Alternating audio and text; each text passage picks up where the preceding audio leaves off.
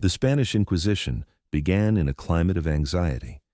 In late 15th century Spain, the boundaries between religion, loyalty, and national identity had hardened. Centuries of conflict between Christian and Muslim kingdoms on the Iberian Peninsula were approaching their end. Most of the land was now under Christian rule after the Reconquista. Yet, Spain's rulers feared that unity was fragile. They believed enemies of the Catholic faith still lived among them. This suspicion would become the driving force behind an institution that would last for more than 300 years, the Spanish Inquisition. At the center of this transformation stood the Catholic monarchs, Queen Isabella I of Castile and King Ferdinand II of Aragon. They married in 1469, uniting two powerful kingdoms, their rule aimed at forging a single religious identity for Spain. For them, Catholicism was not only faith, it was a tool of political consolidation. The monarchs feared that societal differences could spark rebellion. They believed the only solution was complete religious uniformity. For centuries, Spain had been home to large Jewish and Muslim communities. Many of them lived alongside Christians, sharing knowledge, trade, and culture. But by the 15th century, pressure increased on these communities to convert to Christianity. Tens of thousands of Jews were baptized, sometimes voluntarily, sometimes under threat. These converts became known as conversos. Officially, they were Christians. Unofficially, they were distrusted. Rumors spread. Conversos were accused of secretly practicing Judaism. They were labeled heretics by their enemies. In reality, accusations often arose from economic competition, envy, or hatred rather than evidence. Yet the Catholic monarchs listened. Church officials warned them that Spain's unity and salvation were at risk. In 1478, Pope Sixtus IV permitted Isabella and Ferdinand to establish a tribunal. It would investigate and prosecute heresy in their kingdoms. This marked the official birth of the Spanish Inquisition. The Inquisition differed from earlier church courts. It was controlled by the monarchs, not the Pope. It acted as an arm of royal power. Its early objective was narrow: root out false converts among the Jewish community. But the institution would grow vastly beyond that mission. Over the centuries, it would target Muslims, Protestants, mystics, scholars, and ordinary citizens accused of witchcraft, blasphemy, or even owning the wrong books. In 1483, a man named Thomas de Torquemada became the first Inquisitor General of Spain. He set the tone for the institution. Torquemada saw enemies of the faith everywhere. He believed salvation could only be secured through relentless investigation and punishment. His methods were strict, harsh, and uncompromising. Under his leadership, fear became a tool of control. The process of the Inquisition began with secrecy. An accused person often did not know the identity of their accuser. Even the specific evidence against them might be hidden. The accused would be arrested, taken to the tribunal, and placed in a cell. They would remain there until ready to confess. Confession was the goal. Confession proved guilt. The inquisitors claimed they were saving souls by forcing sinners to admit their heresy. But for many victims, the Inquisition offered only pain. Interrogation rooms were designed to weaken the body and mind. The accused faced long questioning sessions. Silence or denial was considered defiance. The tribunal believed truth surfaced under pressure, and pressure could be physical. Torture was authorized when the inquisitors determined that evidence was strong but incomplete. The rules claimed torture should not cause death or permanent injury. The reality was far different. One common torture method was the strappado. The victim's hands were tied behind their back, and a rope was attached to their wrists. They were lifted off the ground and dropped suddenly. The shoulders could dislocate. Nerves could tear. Pain forced many to agree to whatever the inquisitors demanded. Another method was water torture. Water was poured into the victim's mouth and throat while their nose was pinched shut. They experienced the sensation of drowning. Panic and suffocation pushed them to confess. These confessions were not considered voluntary, yet they were accepted as truth. Once guilt was established, punishment followed. Some were sentenced to long imprisonment, forced labor, or the wearing of humiliating garments called sanbenitos. The most feared punishment was execution by burning. The Church argued that fire purified the soul. The Inquisition claimed it did not kill. Instead, the secular authorities carried out the sentence. But the distinction meant nothing to those tied to the stake. Public executions took place during a ritual called auto da fe, meaning act of faith. Streets filled with spectators, processions marched, sermons warned the crowd against heresy. As flames rose around the condemned, fear penetrated the hearts of those watching. The message was unmistakable. Obey the faith. Do not question the church or the crown. By the early 15th century, pressure on Jewish communities intensified further. In 1492, the same year Columbus set sail to the Americas, Isabella and Ferdinand issued the Alhambra Decree. It forced all Jews in Spain to convert to Christianity or leave the country. Tens of thousands fled. Those who stayed did so under threat of the Inquisition's scrutiny. Many who converted remained under suspicion for generations. Their lineage was enough to implicate them. Muslim communities faced similar measures. In 1502, Muslims in Castile were forbidden from practicing Islam. Later, large numbers were forced to convert. These converts, known as Moriscos, lived under constant surveillance. They could be accused for almost anything: washing before prayer, speaking Arabic, refusing Christian food on forbidden days. Small acts became evidence of a secret faith. As centuries passed, the Inquisition expanded its targets. The rise of Protestantism in Europe alarmed Spanish rulers. They feared that new religious ideas could infiltrate the kingdom. The Inquisition became an institution of censorship. Books were examined, libraries were raided, scholars risked accusations for studying forbidden texts. Spain, once a center of cultural exchange, grew isolated. Some victims of the Inquisition were not members of minority religions at all. Mystics within the Church who claimed personal communication with God could be accused of false visions. Men and women who practiced alternative healing or folk traditions could be suspected of witchcraft. Even careless speech could lead to charges of blasphemy. The Inquisition created an environment where caution ruled every conversation. Trust eroded between neighbors. The bureaucracy of the Inquisition was organized and extensive. Each tribunal kept detailed written records. Every confession, accusation, and sentence was documented. Inquisitors relied on informants, and reports flowed constantly. Anyone could accuse anyone: business competitors, angry neighbors, even family members. Motivation did not matter. Once the Inquisition received a claim, investigation followed. Wealth played a silent role. When the accused was found guilty, their property could be seized. This money helped fund the institution. For some, the Inquisition became a means to gain power, settle grudges, or remove rivals. Faith was the official reason. Control was the hidden one. Despite its severity, the Inquisition was not without criticism. Some clergy protested the use of torture and secrecy. Some political officials feared its growing influence.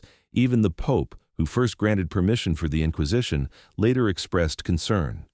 Pope Sixtus IV issued letters condemning abuses. But by then, the machinery had grown powerful. The Catholic monarchs ignored attempts to limit their authority. Over time, the Spanish Empire expanded across oceans. Colonies in the Americas also felt the reach of the Inquisition. Indigenous peoples were judged for traditional beliefs. Individuals accused of practicing ancient rituals or non-Catholic customs faced punishment. The Inquisition helped Spain impose religious control on new territories. Yet many colonial trials focused more on enforcing Catholic morality, such as sexual behavior or bigamy. The institution adapted to local fears and power structures. The Inquisition also affected Spain's image in Europe. Protestant nations used its cruelty as propaganda. They published exaggerated stories of torture and brutality. These accounts formed what became known as the Black Legend, a view of Spain as uniquely cruel and fanatical. This legend contained distortions but also held truths. The Inquisition used fear as an instrument of rule. The secrecy of its procedures made accountability difficult. Victims of the Inquisition came from diverse backgrounds. Some were prominent figures whose cases became well known. One was the humanist scholar Juan de Valdez, who fled the country to avoid prosecution after his ideas were judged suspicious by authorities. Another case involved a group of mystics known as the Alumbrados, or Illuminated Ones. They claimed direct spiritual experiences without needing church rituals. The Inquisition considered their ideas dangerous and heretical. One of the most famous victims was the theologian Fray Luis de Leon. He translated parts of the Bible into Spanish. The church held that scripture should remain in Latin. For this offense, he was imprisoned for nearly 5 years. After release, he returned to his university position and began his first lecture with calm simplicity. He said, "As we were saying yesterday, his life demonstrated the tension between scholarship and control. Women also suffered. Many accused of sorcery or moral crimes faced tribunals. Though witchcraft cases were less common in Spain than in Northern Europe, suspicion of magic still led to punishment. Women with healing knowledge, herbal practices, or independent influence could be targeted. Gender-shaped accusations. A woman who lived outside expected norms was vulnerable. The Inquisition adapted over centuries. Policies shifted. At times, it became more lenient. At other times, crackdowns intensified. Its power peaked during the 16th century under King Philip II. He saw the Inquisition as essential to defending Catholicism against the Protestant Reformation. Under his rule, Spain became a global empire, but also more suspicious of foreign ideas. Records suggest that over 3 centuries, the Inquisition investigated at least 150,000 people. The number executed is disputed. Scholars estimate between 3,000 and 5,000 were burned. Many more suffered torture, imprisonment, or confiscation of property. Fear shaped behavior long after the flames died. The institution's aftermath altered Spain's development. Intellectual exploration slowed. Religious conformity limited scientific curiosity. Some historians argue that this atmosphere contributed to Spain's later decline as a major European power. The Inquisition's effects endured socially too. Families carried the stigma of investigation for generations. Conversion did not guarantee acceptance. A concept called limpieza de sangre, or purity of blood, emerged. Those with Jewish or Muslim ancestry could be denied positions of influence. Heredity became a barrier to social mobility. The Inquisition's presence was not constant in every region. Some areas experienced more trials than others. Cities like Seville and Toledo were major centers. Rural areas saw fewer cases. Geography affected experiences. But the institution's reputation spread everywhere. Fear did not require physical presence. It lived in rumors, warnings, and silent obedience. The Inquisition also embraced symbolism. Many who were sentenced to lesser punishments had to wear the San Benito, a penitential garment marked with symbols of their alleged crimes. These clothes were sometimes displayed publicly for years. Social humiliation continued long after punishment ended. Families could not escape the mark. Time slowly changed Spain. New rulers brought new priorities. Enlightenment ideas challenged the authority of church courts.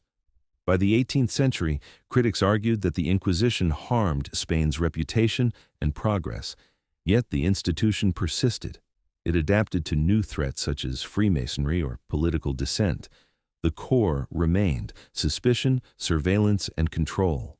Everything the Inquisition did was justified in the name of faith, but its deepest purpose lay in power. The monarchy used religion to enforce unity. The Inquisition policed that unity. If the faith was pure, the kingdom was strong. That belief shaped generations. Part 1 ends where Spain's Inquisition stands at its height, fully integrated into national identity, feared by its people, and determined to defend Catholicism against every real or imagined threat. It had already transformed society.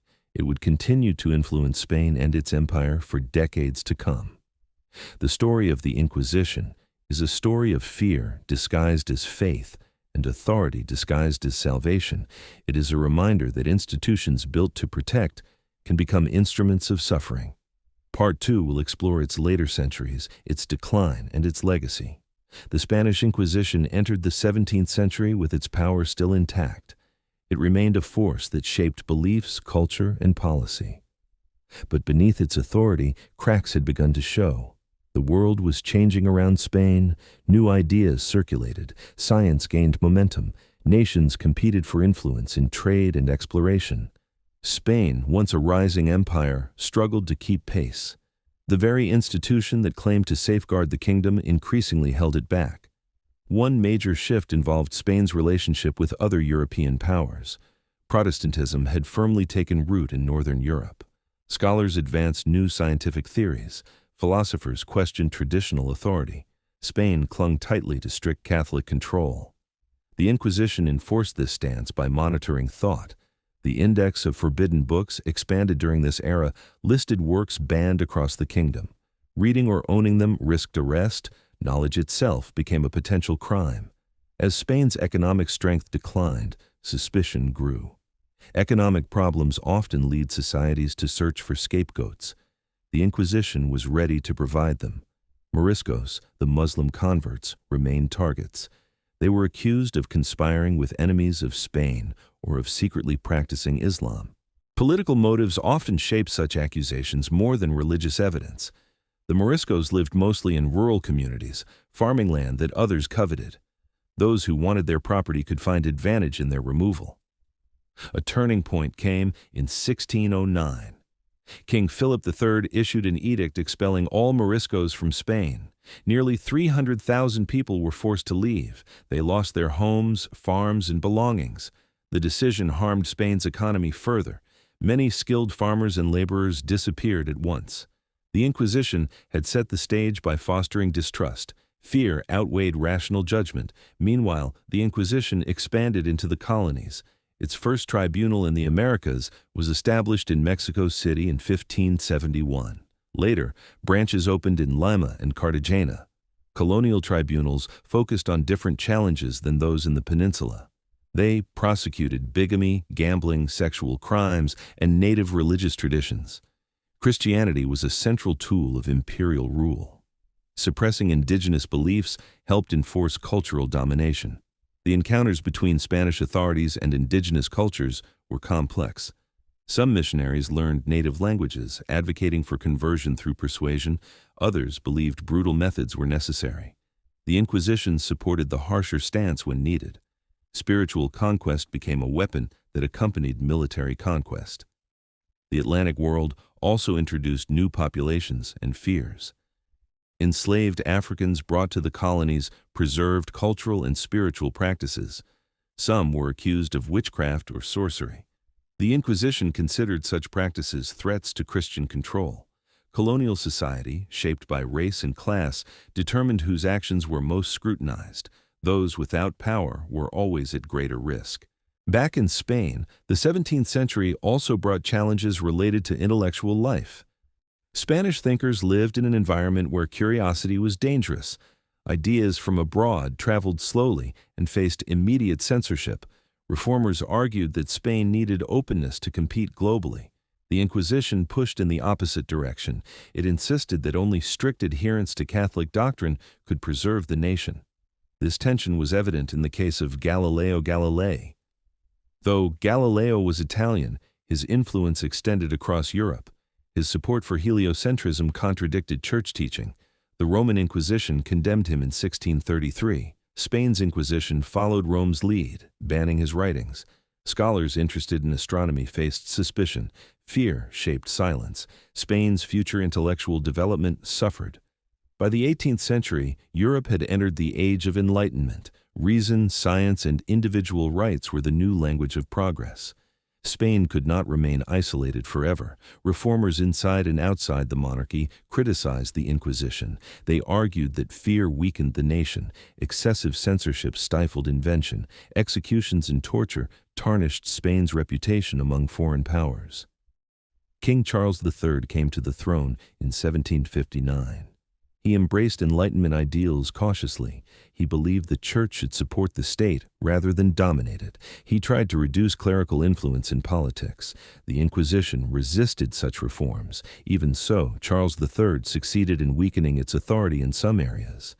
The institution lost certain legal privileges. It adapted by focusing more on censorship than physical punishment. During this period, accusations were increasingly tied to political dissent. The Inquisition targeted individuals who read dangerous books discussing liberty, constitutional rule, or criticism of the monarchy. Heresy expanded to include modern ideas. Control of thought remained the goal.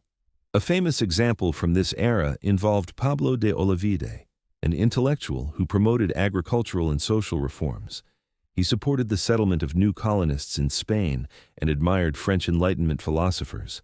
For this, the Inquisition charged him with heresy in 1776. He was imprisoned and later exiled. His case highlighted the conflict between outdated structures and new thinking.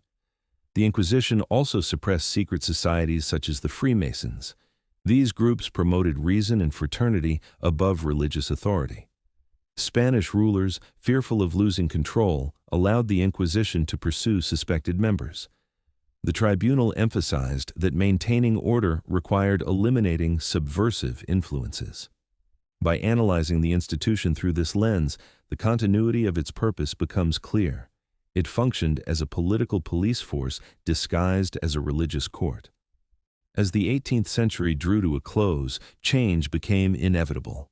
Events outside Spain moved rapidly. The French Revolution began in 1789, overturning monarchy and the power of the Church in France. Revolutionary armies spread new ideas across Europe. The concepts of citizenship, equality, and secular governance took root. Spain faced invasion by Napoleon's forces in 1808. The French emperor imposed his brother Joseph Bonaparte as king. This crisis forced Spanish leaders to re-examine national structures. In 1812, the Cortes of Cádiz, a national assembly in exile, drafted a new constitution. It limited the power of the Church and abolished the Inquisition. But the institution's end was not yet final. Political instability continued after Napoleon's defeat. When Ferdinand VII returned to the Spanish throne in 1814, he restored the Inquisition. He rejected liberal reforms and reinstated absolute monarchy. Reactionary forces saw the Inquisition as a tool to suppress opposition. The institution's mission shifted even further from religious heresy to political loyalty. Those who supported constitutional rule risked prosecution. The Inquisition became a weapon against modern governance. But the world had changed too much. By the 1820s, liberal movements grew stronger. Government officials, military leaders, and intellectuals pushed for reform. Spain could not sustain the old order. Finally, in 1834, Queen Isabel II's regent, Maria Cristina, issued a decree permanently abolishing the Spanish Inquisition. Over 350 years of legal authority ended in a single moment. The building of the Supreme Council of the Inquisition closed its doors. Tribunals were dismantled. Records survived as testimony to decades of surveillance and punishment. The institution disappeared, but its consequences endured. Spain entered a turbulent new era. The legacy of suspicion and censorship left deep marks.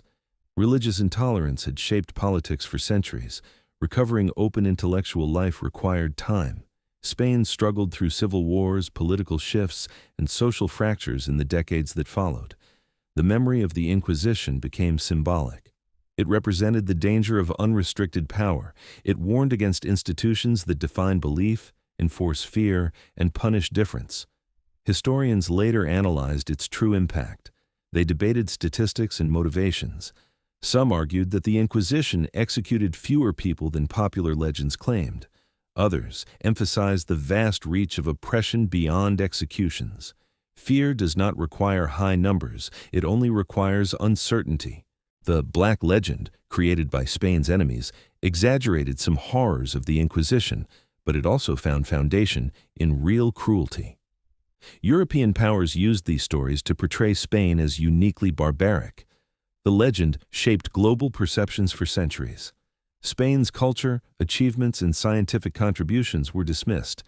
The Inquisition contributed directly to this stigma. Modern research approaches the topic with more nuance. Trials are studied through surviving documents. Scholars examine the complexity of society under the Inquisition. Victims came from many backgrounds. Motives for accusations were rarely purely religious. Economic greed, political rivalry, and personal conflict played major roles. The Inquisition's court records offer chilling insights. They detailed torture, fear, and broken lives. They also revealed the bureaucracy of oppression. The pain was systematic. Procedures were refined over time. Judges believed themselves righteous. Victims were portrayed as enemies of God even when innocent. The machinery of persecution needed justification. Faith provided it. The Inquisition also left a cultural legacy. Certain attitudes persisted long after its abolition. Conformity remained valued. Suspicion of foreign influence shaped national identity. The idea of purity of blood entrenched discrimination against descendants of Jewish or Muslim heritage. This concept outlived the Inquisition and influenced Spanish society into the 20th century. Prejudice based on lineage remained a social barrier. In literature and art, the Inquisition became a powerful theme. Writers depicted its courtrooms as symbols of repression. Painters portrayed its interrogations as warnings. The institution entered the collective memory as a cautionary tale. Its imagery, hooded judges, torture chambers, fires of execution, stayed vivid long after the last auto da fe. The scale of trauma inflicted by the Inquisition cannot be measured solely in numbers. Each destroyed life affected families and communities. The institution's secrecy magnified terror. Anyone could be accused. Anyone could be taken. The line between safe and doomed was invisible. This insecurity shaped personal behavior. People guarded their words. They avoided intellectual risks. Creativity diminished. Spain is not alone in this history. Many societies have used religion or ideology to justify persecution. The Spanish Inquisition serves as a clear example of how noble intentions can become instruments of abuse. Defending faith turned into eliminating dissent. Protecting unity turned into erasing difference. In modern times, Spain has confronted this legacy. Museums and archives preserve documents from Inquisition trials. Historians continue to analyze their meaning. Acknowledgement is important for understanding national identity. Remembering the past is necessary to prevent repetition. The site of some former tribunals now hosts public institutions. Spaces once used for judgment are repurposed for learning. These transformations symbolize distance from the old world, but remembering the events remains crucial. Memory protects society against systems that thrive in silence. The story of the Spanish Inquisition is long because power sustained it. Its leaders believed fear ensured stability. But fear also limits progress. Spain eventually outgrew the Inquisition. Change became unavoidable when old methods failed to serve national interests. Looking at the Inquisition from a broad perspective reveals a life cycle common to authoritarian institutions. They rise from insecurity. They expand through fear. They persist by claiming necessity. They decline when society demands new ways. The Spanish Inquisition followed this path. Through more than 3 centuries, it left deep scars. These scars mark a history where faith, identity, and control merged into a single authority. The institution's collapse did not erase those scars, but its end represented a step toward a different future. To understand the Inquisition is to understand the danger of unquestioned power.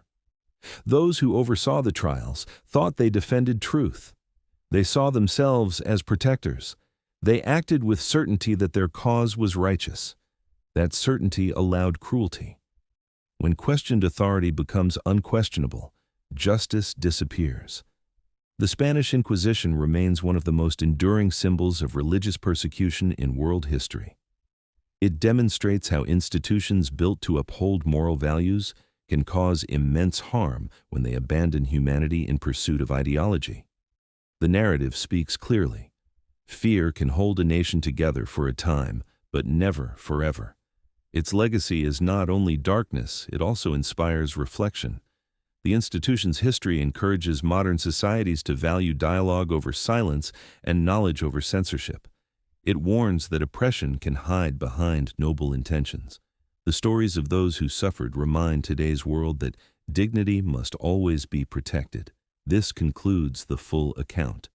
The Inquisition lasted hundreds of years. It shaped Spain during its rise as an empire. It influenced its decline. It left memories that demand examination.